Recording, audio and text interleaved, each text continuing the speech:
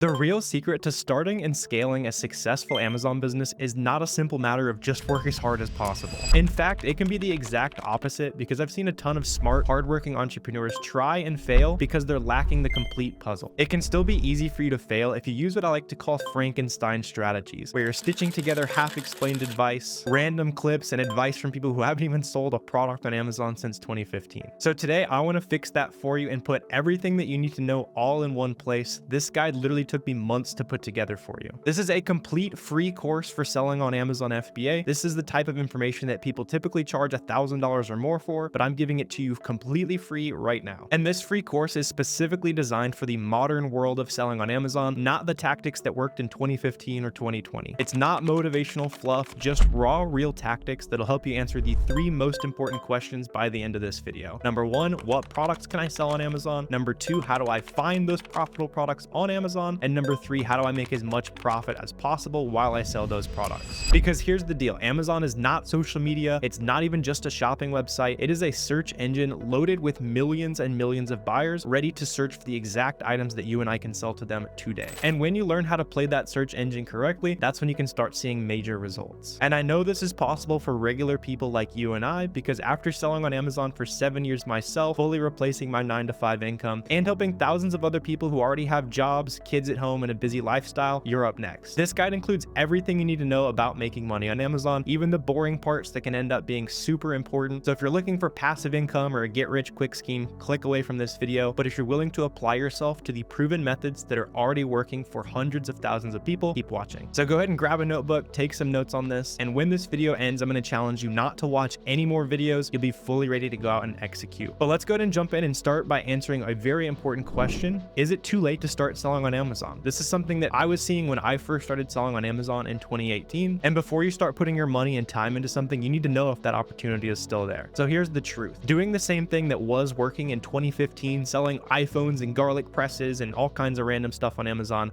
that is dead. But when you look at the actual data, you will see that this opportunity is not shrinking, it is definitely growing, because right now 62% of all revenue on Amazon is going directly into the pockets of people like you and I. And that led me to an even crazier stat that truly made me realize how big the opportunity of selling on Amazon really is. Because since 40% of all e-commerce goes on the Amazon platform, that means that about 20% of every single dollar that's being spent online is going into the pockets of people like us. And the numbers show that this is not just some fluke thing where the top people are making all the money. No, there's actually over 100,000 people who sell $1 million or more on Amazon every year, and then another 350,000 people who sell at least $100,000 a year on the platform. And potentially the most important thing to realize about this is that finding that success is not about being smarter, it's not about working harder, it's just about using the proven system that all of these smart sellers are using to know when their items are going to sell. And the truth about these sellers is not that they're smarter and working harder than you, they're simply using a proven existing system that shows them exactly how fast products can sell before they ever even spend $1 on it. So today I'm breaking all of this down for you. I'm going to show you how to get set up. We're going to talk about all the supplies and software that you actually need without spending extra money. We're going to source products together. We're going to get approved to sell products together. We're going to talk about what the best way to sell on Amazon is and why. I'm going to answer a ton of your common questions. We're going to make those first sales together and really just show the entire picture of selling on Amazon, because this is something I'm super passionate about. Right out of high school, I was making like $10 an hour working at Walgreens. I was literally working at a chocolate factory at the time as well. And then I realized that I could actually just start selling some products on Amazon. So this is me. I'm on the right. This is some of the first products I sold on Amazon. I actually realized I could start buying textbooks from my friends and reselling those on Amazon. And then after selling books for a while, I realized what was actually going to be the best way for me to scale on Amazon. I was able to scale to doing $400,000+ months on Amazon. And my favorite part of selling on Amazon is that the profit is still trickling in while I'm sitting ringside at a hockey game with my fiance, spending time with my family, or just spending time on hobbies outside of work. So at this point, I know you're excited. So what should I even sell on Amazon? How does all this stuff even work? Let me break down how it works at a super basic level, right? And it starts with items like this. So this is a product at the Nautica website. We've all heard of this brand before, and we all know that people already trust existing brands like this, right? So what that means is I can go directly to, in this case, the Nautica website or tons of websites all across the internet and buy this specific shirt for $15. And then I can turn around and sell this exact same thing on Amazon right now for $33. And looking at some of the basic data, you can see that would make me about $6 in profit every time this item sells. And that's exactly what that seller above me is doing. You can see it is being shipped and sold by a third-party seller who's probably bought it exactly from where I just showed you, and they are making money buying and selling this product. And by the way, in case this feels like a rare fluke thing to find, looking into the data, you can actually see that there's about 720,000 products on Amazon right now that Amazon doesn't sell, the brand doesn't sell, and they sell at least 30 times a month. And of course, I'm going to be showing you how to find opportunities like this and those other 720,000 reseller-friendly products that we're going to be breaking down. Because selling products like this is not just working for me, it is also work for all of these awesome guys and gals right here. And of all these stories, I wanted to specifically highlight a couple so you can see what's possible, like my friend Sam. In her third month ever selling on Amazon, she also had her first child. And even though she obviously had her hands full through the entire first year of selling on Amazon, she was still able to sell $1.6 million worth of the name brand products that I just showed you. These methods have also worked for my friends with 9-to-5 jobs. On the left, my friend Nick is a software engineer, and on top of his 9-to-5 job and taking care of his family, he was also still able to sell over $100,000 a month on the platform. And by scaling his Amazon business while he still kept his 9-to-5 job for that family security, he was eventually able to quit that job and go full-time working for himself. My friend Justin on the right also has a busy, very successful 9-to-5 career, but he still is able to make plenty of time to scale his own Amazon business. Now he's sold well over $1 million on Amazon, balancing that with his 9-to-5 income. But obviously there's tons of different ways to make money online these days, so why did me and all of these other successful sellers choose online arbitrage, buying from websites, selling it on Amazon? And especially if you've done research before, you've probably seen other people talking about very different ways to sell on Amazon, right? Things like private label, where we buy products from China and brand them and buy marketing and do all of that legwork to create our own company. This can be great, but it's really expensive to start, and it can also take months before you ever start seeing profit, versus an online arbitrage business where you could literally go out and buy a profitable product right now. Some other sellers will also talk about the wholesale model. This is essentially just working directly with brands and directly with distributors. Wholesale is honestly pretty similar to how online arbitrage works, except you're just buying from suppliers instead of buying in bulk from websites. Wholesale is definitely another great way to make money on Amazon, but for this business model, you're making lots of sales calls, reaching out to distributors, and especially for new sellers, the initial cost to start wholesaling is a lot higher than arbitrage. Retail arbitrage is pretty similar to online arbitrage. All you're doing is scanning and buying products in store instead of sourcing them online. I actually still do a little bit of this, but it's not the most scalable because obviously you don't want to be going out to stores and permanently be reliant on yourself being able to go out to stores and scan products. Although we will be talking about this a little bit later on. For those of you who like a treasure hunt, it's definitely a fun way to make some money. You can also sell used books on Amazon. This is how I started selling on Amazon personally. But the problem with used books comes up pretty quickly when you're realizing you want to make more than like $1,000 a month. You have to buy a lot of books, and usually you're only buying one at a time when they're used. And then you've probably also seen people talk about drop shipping on Amazon. This is actually just straight up not allowed, especially if you're doing retail drop shipping, only allowed under very specific circumstances that almost no one is talking about doing it correctly. And then you've probably also seen people talking about drop shipping on Amazon. Retail drop shipping is just straight up not allowed on Amazon. You will get banned. Don't try drop shipping on Amazon. If you want to get the maximum value out of this training, want to give yourself just a little mental exercise, treat this video like you paid $1,000 for it. Obviously you're watching it for free on YouTube, but that is the actual value of the video you're watching right now. So treat it like that, take notes on it. You can also use the chapters that'll be down below here if you want to skip to certain topics. Let me know any questions you're having as we're going through the free course. I'll be checking on the comment section often. Even if you're watching this 3 years in the future, I'll still be answering comments. And then I also challenge you to put away all those extra distractions, close out Facebook, close down Fortnite, whatever you're doing that's not focusing on improving your future. Let's lock in here and start with step 1, which is just the process of getting started on Amazon, creating that initial account. And that's going to start by breaking down the basics of what you actually need to register. Especially if you're taking notes, this is where you want to start, because the basic requirements are going to be a bank account for getting paid by Amazon. You also need a credit card linked to your Amazon account. I would recommend making those separate from any personal bank or credit card you already have, just so you can keep all the finances separate, give you a better idea of what you're actually making. You'll need some kind of tax ID. You can open an Amazon seller account with your social security number, or you can also use an EIN if you go through something like an LLC or an S corporation. We'll talk about that here in a second. And then also make sure you have a phone number. I'm going to assume you have a phone number now that it's the 2020s, but you do need a phone if you don't have that somehow. And then if you do end up creating a business, you'll go ahead and submit that when you register as well. When it comes to actually signing up to sell on Amazon, the domain is sell.amazon.com. Super simple. And when you're there, you'll see two different types of accounts. You'll see the individual account and then the pro account. The main differences between these is that the pro account is a flat $40 per month. The individual account, you'll pay an extra $1 per item you sell. So that alone basically means if you plan to sell 40 items or more a month on Amazon, you should just get the pro account. Plus with the individual account, you're less likely to make sales. You're less likely to get approved to sell new brands, and you're unable to integrate software into your business. So if you are going to start an Amazon account, the only reason I could see individual making sense is if you're just testing the waters for a few months, and I really wouldn't recommend doing that. There's no real reason to slow down your growth. And as you're getting that account set up, one of the most common questions I hear from beginners is, do I need an LLC to actually create the company? So the technical answer is that Amazon doesn't necessarily require one for you to get started selling on Amazon. But the thing is, you'll need an LLC eventually. As you grow your business, you'll want the protections that it has, because basically it's in the abbreviation, it limits your liability. So just in case you ended up with a fluke lawsuit or something like that, you would have your house protected. If you own a house, and the money in your bank account would be protected. So personally, what I would suggest is if you have any level of existing personal wealth, it's a really good idea to go ahead and get the LLC created. And if you're someone who wants help making sure that the LLC is created correctly and just not having to deal with all the tax side yourself, making sure it's done correctly, I would recommend reaching out to Tall Oak Advisors. I've become personal friends with the owner, and they do a great job just helping e-commerce businesses specifically get started with their company formation, as well as do the actual accounting side, bookkeeping, just trying to make sure that the business is actually running smooth. So if getting help with that is something you are interested in, make sure you click the link down below and reach out to Tall Oak Advisors. And thanks to them for sponsoring this portion of the free course. And then on top of the sign up information, we're also going to need to get the essential supplies for the business. Nothing's fancy. We're just going to need some boxes. You can get those from Walmart, Lowe's, U-Haul, doesn't really matter. You need a shipping scale. Make sure it can hold at least 50 pounds. You're also going to want a label printer. You can use an at-home printer you already have. That's definitely what I did for the first little bit. If you do use a standard at-home printer you already have, you can see I have it on this slide right here. You're going to need 30 up labels, basically the sizing that you're going to need. You'll see why all this is important later. And if you do have significant startup capital, I would recommend getting a Rollo or Dymo label printer. That'll make the process a little bit faster when we're ready to print out our item and shipping labels. And then that fourth supply should hopefully be obvious, but we're taping up boxes, so you obviously need some tape and a tape gun. On top of those physical supplies, you also need the Amazon Seller Toolkit, I'll call it. You need a professional Amazon account like we're talking about. That's $40 a month. You need to have those essential shipping supplies. Those are going to cost you $100 to $200. I want you to have at least $1,000 to spend on inventory as an initial starting point. If you don't have that, it's okay. Probably just going to take you a while to start seeing results. So personally, if I had less than that, I would be doing some gig work, buying things from yard sales, really just doing anything you can to get that initial $1,000 saved up. And then the last thing that you'll need for your startup budget are going to be the key software tools. I'll make myself disappear so you can take notes. These are going to be about $90 a month, and these are going to be SellerAmp,